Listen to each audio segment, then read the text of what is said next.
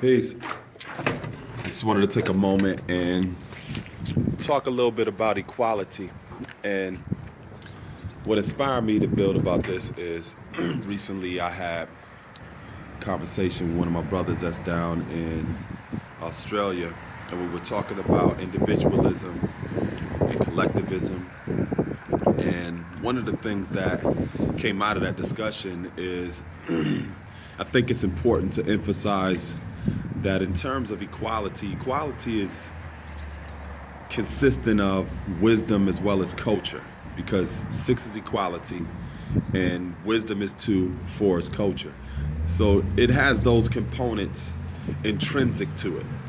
So anytime you're talking about equality or fairness, homeostasis, balance, you always have to consider it within a cultural context and those aspects of wisdom within that culture that give you insight into equality. For example, some societies teach that the middle path is the fairest or the most balanced perspective to have, because they learned over time about the dangers of extremities. So you may see some people and they may do things in extremes, or they may say, I'm all about collectivism, which in some instances is not the proper perspective to have, because sometimes you have to put yourself first and not the group, you know? What's going on, bro? How you been? All right.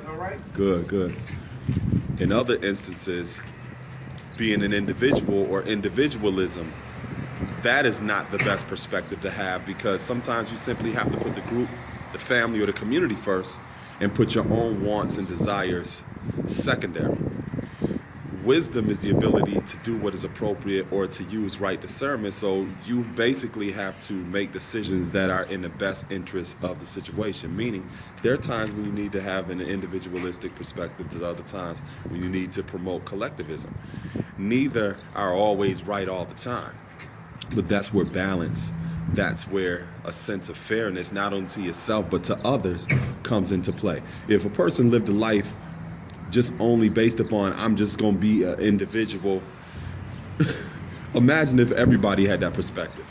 We wouldn't have toilet paper, because everything that we do today is based upon the contributions and the accomplishments of those that not only came before us, but those who are here right now. That is something that was an investment and in the interest of the collective, because we all share things, and this universe itself is interdependent. So in terms of individualism, that wouldn't be the best perspective to have all the time. The same thing with collectivism.